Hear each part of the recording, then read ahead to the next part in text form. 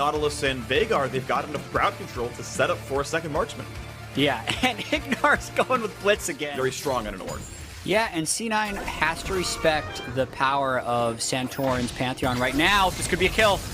Oh, that is so much damage. Blabber flash, the flash follow, and there is first blood 6 minutes in. Vulcan gets away to safety. Take double scuttle at the start of the game.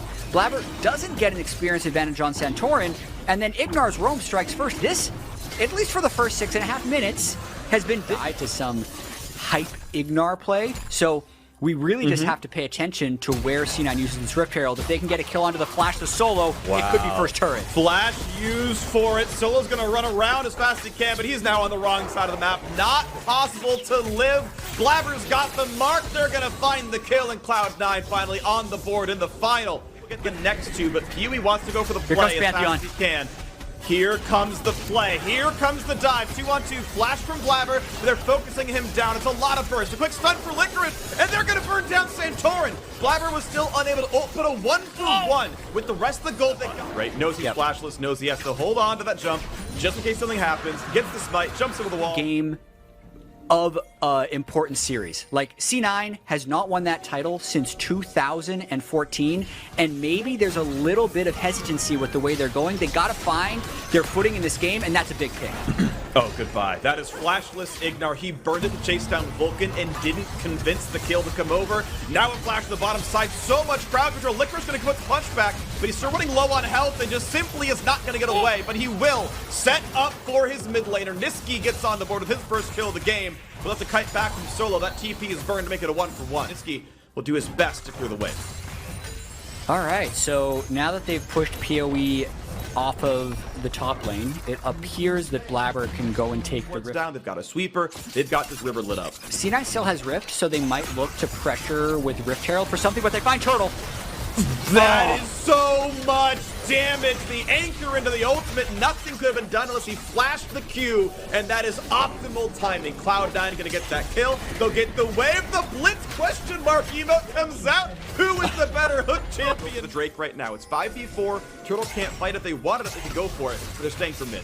You can see the disappointment on FlyQuest faces right now after Wild Turtle getting picked off. This is a questionable fight with no AD carry, but they're going anyway. Missed the hook. They saw Niski was bot lane. They're going to go back in for this one. Vulcan gets the aftershock on, goes in towards Solo. He's going to run back. Big burst. Going to get him down, and they will. They will knock down Blabber. Then trade back to Santorin. It's jungler for jungler. Now Vulcan's getting low. One more auto would kill, but he gets out of range. Niski on the way back up the lane. Same for Wild. Wild Turtle is punished, getting hit by that Vulcan hook at the start of the fight.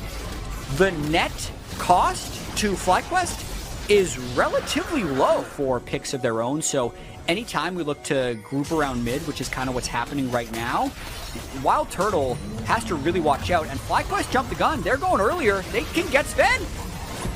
Going for the play, and they've knocked down one already. Here comes the re-engage, and it's a 4v4 because PoE cannot join the fight, so Ignar is dead, and into the back line goes Licorice. The chase down's going to look good. You gotta run. Flash. Licorice does the same. There is a slow on Solo, and he can try to get away. The health bar is big, but he's not nimble enough. Cloud9 lose the AD carry, but they take the same footing in 20 seconds, and I don't think Cloud9 can realistically give away third Drake and think that that's going to be a good choice. So it's both teams coming down to this side of the river. It is FlyQuest trying to step up, but Cloud9 trying to do the same. Nice bit of damage trade as Vulcan goes in a half HP. Well done by Wild Turtle. Puts down another turret. That's more things. Here comes the hook. Here comes the play already. The touch, the backline. Power of Evil is not. They got his ear. 1-for-1 so far, and Santorin's in a bad spot. He's going to try to flash away. Stays alive for now. Wild Turtle free fires for a bit. Even though it's been a very close game, C9 has been higher execution in the team fights. Yes, they have 9-6 in kills. Those fights have gone better. The hook's not going to land. The stun certainly will. Will they knock down Vulcan? Not just yet. Finds a backline stun. Damage on Santorin. Gets taken down. And Blabber's still on the chase. Gets pushed back. Oh, barely gets back into the ultimate. Here comes Event Horizon. Here comes the re-engage. Huge damage from PoE, but it's not going to be enough. Turtle is going to get punched to death, and Sven is free firing as well.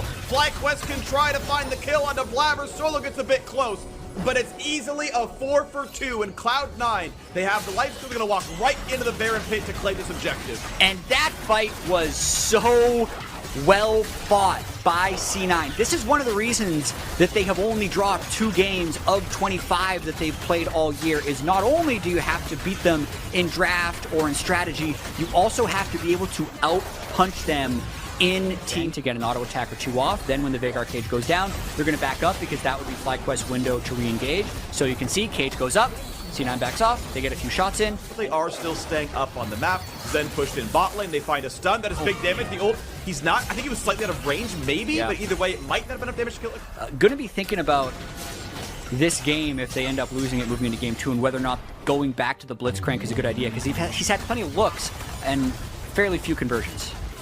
They're going for it. Well, they're going to keep going for this one, though. Licorice has forced to burn his flash. They're going to flash follow this one. They're really trying for this kill. Ignar needs to land the hook. It's the ulti to get the dunk back in. There's the punch. It buys time and bullet time drops him low. Licorice will still fall. Is this a fight that Cloud9 wants? They find a knock-up onto Vulcan. The cage comes down for not doing too much. With Veigar cage on such a low cooldown at this stage in the game. Look at how tightly they have to funnel just to get that spot, and they have no vision. This is going to be an uphill battle for FlyQuest. Vulcan front lines. He'll pop Stone Plate when he can. He's dropped so dangerously low, and Kiddo comes down as well. We make the big play, and it's 2 kills picked up. That's huge for FlyQuest. How about the re-engage? They've already picked up 1. It's now back to a 4v3, and Cloud9 looking to go forward. Sven flashes away, trades his life. Niski's in the middle of 3. That's going to be him dropping. FlyQuest may have turned the corner, but Niski found a kill on Turtle at the last second. He got a spell off. I think his W fell on top of Turtle, he didn't see it, and that suddenly means so much. Now it's only 2-on-1 instead of 3-on-1 that can't go Baron. Damage off. I'm going to watch that replay later because we don't have time for it now. Everyone's respawning and running back here. C9's just going to start up the Drake and force FlyQuest to come in. They don't have Ornal yet. Dragon fight to Electric Boogaloo, go for the battle right away, but Aphelios is nowhere nearby. The smite is easy, and here comes the engage. This looks Cloud9 favored, and it certainly is. Quick 2 for 0, not a problem at all. That single spell from Niski. Sure, it was the W. I need to see the fight again. It seems like this is it, though. With them being able to pick up the Ocean Soul, having Santorin dead, no steal to be had unless Turtle with both, and it took a 70% health of Aphelios to 0. Nearly going down. Baron buff still on for about a minute and change, as they're going to shepherd in the wave. The cannon minion will do little bits of chip damage, and 1 auto attack will knock it down from Sven. So here comes the engage. Stun onto 2. Goodbye to Ignar. Solo is tanky, but he still has to outrun Cloud9, and that will not happen. The dunk is 80% of PoE's health, and Sven does the rest. In for the dive, his Blabber pops the ulti. Here come the emotes, just for good measure. Couldn't catch what they are, but it doesn't matter. The Nexus will fall. FlyQuest made him work for it, but Cloud9 are the better team. They take game 1 of the LCS final. There's a lot to A physical damage heavy team. You are often not going to see an arm guard out of the Syndra, although you may. Game 1 where Licorice basically took 60% of PoE's health because he ulted Solo's Ornn back into PoE's Azir.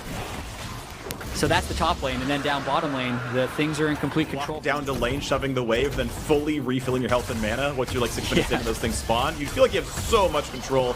Nice punch right there. Ult's gonna come through though for Licorice to deal some damage back, as here comes Blabber, but also here comes Santorin. And this might be Licorice running low on health. He's gonna land the first half. Blabber gets the crowd control in time to save Licorice's flash. He would have had to dodge that one. Santorin goes in for 1, but Licorice gotta be careful. The health bar's low. The ult's gonna come in. Doesn't even need it.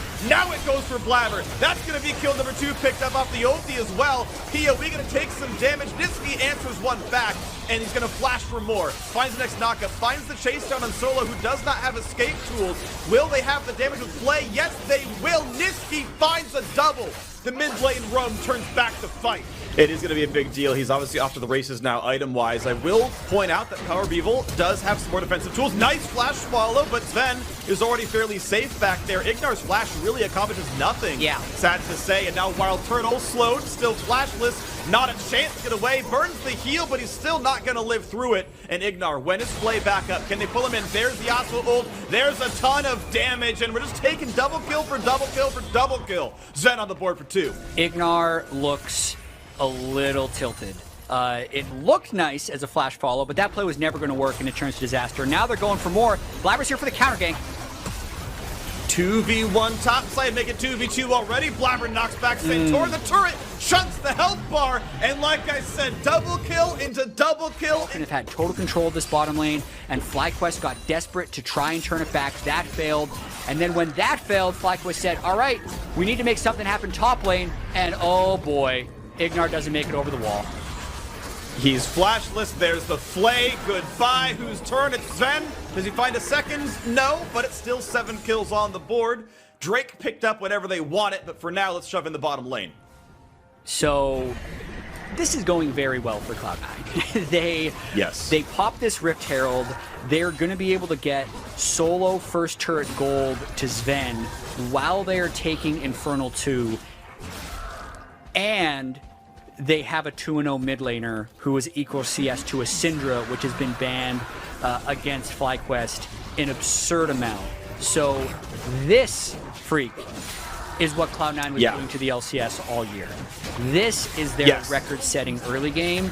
And a lot of credit to Cloud9, roaming around the map, finding the plays. I mean, the fact that Niski has roamed top once and bot twice and is up in farm after getting all those kills. Now Vulcan's in danger, finds the play, but he's still been crowd controlled. Burns the stopwatch. Here comes the re-engage. A nice face breaker buys some time, but it's still going to be the stun coming through. Vulcan will die, but the box comes down. Sadly, there are no reinforcements from Wild Turtle. It's a good tactic. It's going to work here. I think you let this wave get cleared. You wait as long as you can, but you claim the turret when you can. Yeah. I'm going to say, Caspians are enough. Let's let that wave push in. No rush for Sven to pick that up. We're still 1 minute 30 seconds away from the next Ocean Drake.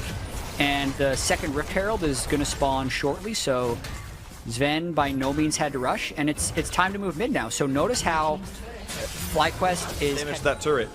And Cloud9 can now kind of fork this a bit. They can say, hey, we can push him in if we want to. We can get some damage to the turret. It's going to die to almost just the charge. 2 autos from Sven probably does the rest of what they need. Takes a total of 5. There we go, knocks it down, turret gone. Hook in towards Solo, not gonna be the target they want, but Aftershock on cooldown for Vulcan. Makes him squishy if a team fight is to exist. They knock down that turret, they push back FlyQuest, and they don't go for the play onto Vulcan. They're gonna now walk down to the river, but they are still gonna be a bit hesitant. Sven's gonna pull it back out. He can stack some spears. I mean, when does FlyQuest come down? Do they battle? You'd think they want to, otherwise they should be pressing a side wave to at least accrue gold. Drake goes over, and here comes C9 maybe. Now a flashless Niski is something FlyQuest should probably look to punish. 3v1, nice knockback. He has a knockup himself available. Misses that one here. This is going to be a pretty easy dive. There's a knockup. Windwall buys some time. Redemption does as well. And here comes the reinforcement. Still a 1-for-0, but the re-engage is in. Power of Evil is gone, and Ignar is likely to be next. Vulcan flashes for the play. Centaur's gonna fall. 2 kills picked up. That's the 4th player to do so in this game. Give him the triple. Licorice shows up in a big way in this fight. It's a 3. A little bit hesitant for plays? That's why. That's why they were hesitant for those plays, because if you try and do something against this Cloud9 team, they're able to turn it around. Niski bought the perfect amount of time with his wind wall, and the rest of C9 could just collapse down onto it. 21 minutes. 1,000. Extra regen in combat going to mean a lot, especially when your opponents have low damage output overall. Vulcan tries for the hook. He's going to find a play. Knocked up, though. Solo wants to take the fight. There's the dunk in for Licorice. Gets some damage, but not a whole lot else. That's a big hit. And Turtle's already gone at 3-for-0 instantly. Cloud9 turn it right back around. There is no chance for FlyQuest to win this fight. You're seeing some smiles on the FlyQuest faces. They know how much better Cloud9 have been in this series. 14-4 in kills, pushing down the mid lane. I mean, for a second, Freak, I thought maybe they would have denied this one because the death timers are so short. C9 can't actually end the game, but this gold graph is so up and to the right in terms of control of this game. Last year as a member of TSM before they got reverse swept. So still lots of league to be played, but things are looking pretty good right now for C9. Flash knockup, decent damage, stopwatch burned, 4v1, but is it really? The reinforcements come in, and Niski puts up the wind wall, but cannot survive. That's kills picked up now, but here comes the reaction. Sven is now dominating. Power of Evil doesn't have a lot of places to go. The G2 swag comes in for Sven for good measure, and finds himself a double kill. That's one of his championship teams, his only championship team before. There's a triple to add to it, adds the Misfits logo for good measure. That's just cherry on top analysis. That's not what really matters right here. What matters is C9 is 11,000 gold ahead with Ocean Soul picking up their second victory. And more importantly, Sven is just jamming that hotkey to put... What's going on with Adventure right there?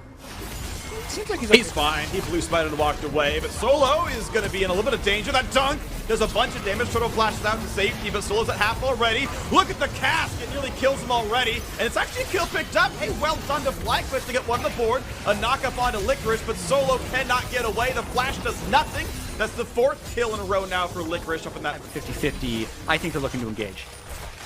Santorin jumps the wall. Cloud9 stay grouped up to get rid of most of the wards. There is the darkness. There is now FlyQuest not knowing what's going on this side of the map. There's the hook into the front line. There's the box. They play back Solo. And here comes the engage yet again. Stopwatch gets burned on a Blabber. Nitsky's already in the back line. Fights Santorin, who jumps away and stays alive. But Blabber finds out the first kill. The second one goes over to his top laner. And that wind wall was perfect. It blocks everything from PoE. A double kill for the jungler. Double kill for the top laner. There's the kills coming through fast and furious. The Bud Light Ace for Cloud9. They will not go for the Dragon. They will go for the Nexus. A 30-minute win is almost slow for their taste, but it was dominant the whole way through. Cloud9 going to have a 2-0 lead in the finals, on their way to be the best team to ever defeat North America. This is a slaughter as the next.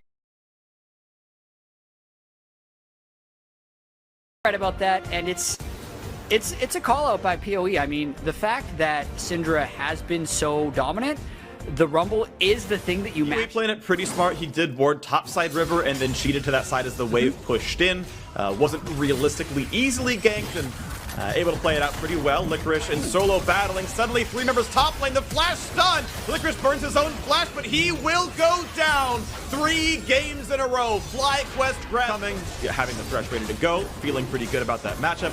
5.5 minutes in, they've already shoved in the bot lane and gone for Drake control. This bot lane is going the way it has kind of all series long, which is that Cloud9 are getting a lot done here through bot lane. We knew Ignar was going to be one of the big conditions here for FlyQuest. Number 2 all-pro support, right? And it's not from his laning, it's from his roaming, it's from his mid-game plays. Right now that he's being pushed out of the lane, he's been unable to win the lane itself, of course. 1 plate already gone bot side, and now 4v1. Turtle is equalized. He's taking turret shots. He brings up Summoner Heal. There's the knockup. There's Ignar showing. Turtle's going to flash the exhaust on him. That kill's going to come through. Finds the root, but Blabber drops aggro perfectly. That tower dive goes around the map. Blabber actually being given the blue buff. Of course, no reason to hand it over to a Rumble. That actually means a bit more golden XP towards him. Nice little stun. Here comes the Ornhorn. Perfect timing. Niski does have flash, but can't get away from the knockup. Here's the rest of the chase, but they can't get the rest. And PoE is dropped to 100 health. Poor Wild Turtle left alone in the 1v2, and Cloud9 with... One extra call out I'll give to Niski surviving that 4-man gank is he also has the Nimbus Cloak on Rumble, so when he uses summoner spells, he gets that little extra bit of move speed. And we might see a Rift Herald fight right here. Nice flash. Another flash play. Ulti traded back and forth. PoE able to get away from Equalizer early, and Niski is running out of health. Santorin's on the board for 1. Blabber having a hard time against PoE, but that Syndra's on the wrong side. Flash up broken, not going to land. Next knockup, neither. PoE goes to the play, but it's going to be turned back around. And Vulcan's on the board for 1. It's a trade of kills on some more damage in. As long as Vulcan stays at that distance, he won't steal any gold.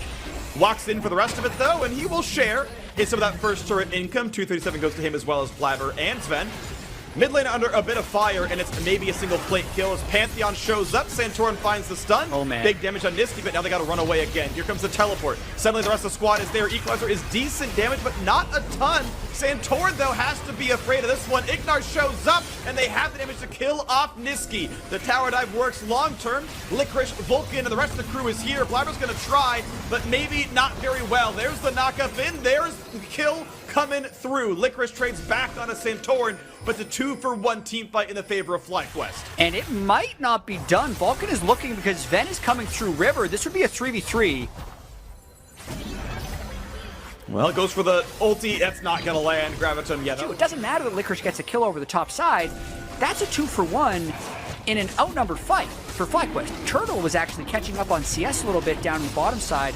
A game he was completely out of. Blue buff, hands off it. I want the mana regen. Gonna let it reset first, though, and make sure mid lane can stay under control. That's being pushed in. Solo also on the play. Niski is gonna be knocked up. Does have heal, does have flash, but here comes the squad. Stun landed. Ulti in for Blabber. No easy answer just yet as Santorin puts the shield up. Solo holds the aggro. Remember the player base right now. Well, they just snuck into river to get front door on the dragon. They've swapped who's controlling mid and who has river control. Oh, but they found CC onto Blabber and shut him down instantly. Here comes the dive. FlyQuest need this fight, and they may have just found it. Vulcan's pushed out. Niski saved the backline. Equalizer over the top is a lot of work.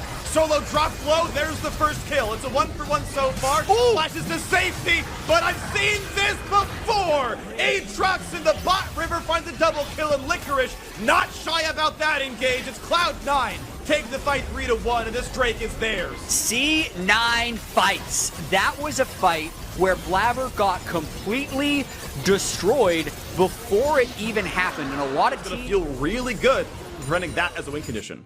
It's a pretty good Drake for C9 to have. Honestly, almost all the Drakes are pretty good, even if they had something like Cloud or Niski. No way. There's no way they even know. They're not even gonna check, right?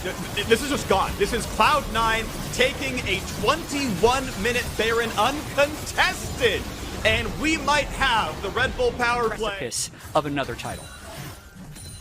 Here we go. Licorice pushing down to the bottom lane. The rest of the Cloud9 squad showing up to knock down their next turret. They already knocked down mid-outer. Bot lane tier 2 is going to be a formality. 5,000 gold lead will grow by about 10% as that one. To end the game, they know they have that the Mountain Soul coming up in 1 minute and 15 seconds, and for the most part, I think they're just trying to accrue gold. You can even see a little bit of defensive itemization coming in from Sven, guarding against a loss, and here goes FlyQuest. The attempt towards Blabber. Ult goes over the top and dives right back out, and Santorin cannot escape the fire and fury of the Cloud9 team fight. That's going to be a rough one for FlyQuest. Not unlocks the push. FlyQuest not going to be able to fight 4v5, especially with Ignar's ulti down, but they're going to try. With Solo getting a knock up, but already stopped, and hooked back in, and played back in, and killed and sent back to the fountain. Cloud9 are now 5v3 on the map. And the power play continues as they knock down the inhibitor turret. The inhibitor going to drop as well. Still 35 seconds left on this, as well as the wait. So this comes up. Power of Evil's got to be respectful. Hook almost predicted correctly. And this might be the Cloud9 reset. They're going to kite backwards. They find the root, and the flash over for the double chase down. Blabber gets himself a double, and it's 5 versus 2. They're ready to keep going. The players keep going up, and C9 are going for the Nexus turrets. The respawn still 10 seconds away. They will find that first Nexus turret, and they will push out of minions. But they are out of minions. They're not going to claim this. They need to wait one more push. They need to keep calm heads, because as you mentioned, the dragon difference, the mountain. Yes, we are. The Hurricane will be very soon in Sven's inventory. That'll be very, very high DPS actually with them, and also pulling out a little bit of their own flavor. Looking to end this one. Okay, there's the flash play, going for the kill instead. Santorin forced to flash out to safety, and he will stay alive, but Vulcan still wants in, just walks up for the hook. He's going to catch that one. Solo finds the knockout. Oh, they killed Here Sven. comes the fight, and they have shut down Sven. That is a huge pickup, but is it going to be enough? Licorice fighting back in the backline. Santorin's going to drop as well, and can you kill anyone else on Cloud9? It's 2 answered kills. Stopwatch burn for Ignar. Play's going to let him just barely walk away, but Turtle is going to fall as Licorice continues the chase. It's a 3-for-1 team fight, and it might be a 4th. Licorice is still trying to find a bit more into Ignar. He's going to stab him in the back. And a 4-for-1 team fight. They don't need the Baron. They need to push down the base. They just needed one team fight, and they got it. Solo is the only thing standing in the way of Cloud9 lifting the trophy, and it's not going to be enough. He's trying to stall as much as possible. He's got respawns in 10 seconds. He's a tanky man. Redemption helps build the time, though, and that is Niski on a rampage. Santorin's back alive, but the Nexus turrets are going to fall. Santorin goes for minions, then back to the engage. The bot lane's alive in 5 seconds, but they will not stop it. Cloud9 waited 6 years, and they will hoist the trophy again.